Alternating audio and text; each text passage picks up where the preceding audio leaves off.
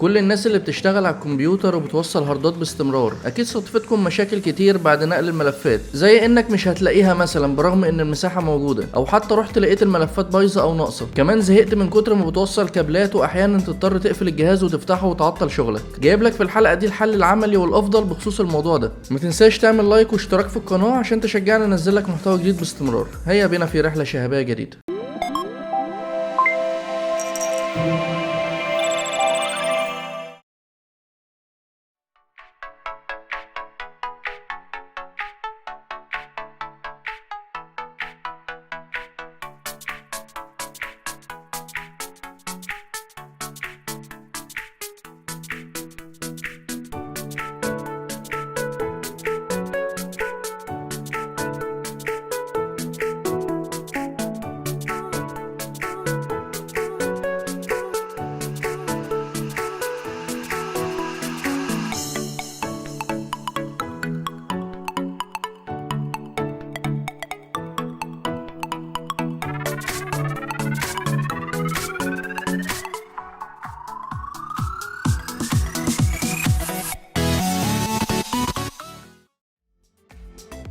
معانا النهارده دوكينج ستيشن من سابرنت موديل تايب سي اتش دي دي ان في ام اي. عملنا مراجعه من فتره لدوكينج ستيشن من سابرنت برضه، بس كان اتش دي دي فقط، لكن المره دي الشركه طورت موديل جديد هنقدر من خلاله نشغل ام دي 2 ان في ام اي كمان. الدوكينج ستيشن فيه مكانين، واحد للاتش دي دي ال 2.5 وال 3.5 انش، والتاني للام دي 2 ان في ام اي. بيشتغل عن طريق ادابتور صغير بيتوصل في الكهرباء، بيجي معاه كابلين يو اس بي 3.2 للتوصيل في الكمبيوتر، واحد تايب سي والكابل التاني تايب سي يو اس بي، ودي اضافه كويسه عشان لو ما عندكش تايب سي في الجهاز. حجم الدوكينج ستيشن صغير وكمان وزنه خفيف جدا، تقدر تتنقل بيه وكمان تحطه قدامك على المكتب بسهوله. منظره الجمالي لذيذ برضه.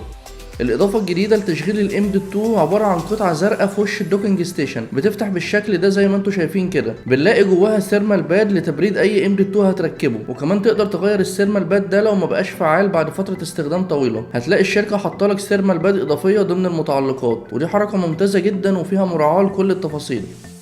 زي ما عارفين الدوكينج ستيشن الخاص بسابرنت هو مش مجرد وسيله لتشغيل الهاردات والام دي 2 على الكمبيوتر عن طريق وصله يو اس بي بس، لكنه كمان فيه خاصيه الاستنساخ بدون استخدام كمبيوتر اصلا. نقدر نوصل اي وحدتين تخزين ونعمل لها كلون او نسخ بالكامل على الوحده التانيه، وبتحدد عايز تنسخ من انهي وحده للتانيه من خلال الزرار الصغير اللي في الجنب ده.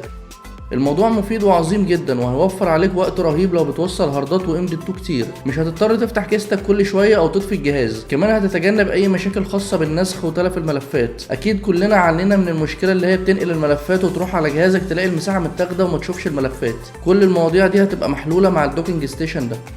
الجهاز شغال معانا على الويندوز بدون الحاجه لاي تعريفات، كمان سرعته عظيمه كانك موصل الهارد بكابل ساتا مباشره. زي ما شايفين كده سرعه الاتش دي دي في اعلى مستوياتها. كمان وصلنا ام دي 2 ودي كانت السرعه والقرايات بتاعته. التجربه ممتازه مع الهاردات الاتش دي دي سواء 2.5 او 3.5 انش، هيشتغلوا كانك موصل على البورده تماما بمنتهى الاستقرار. كمان الام دي 2 شغال بسرعه بتوصل ل 1 جيجا، فالدنيا زي الفل.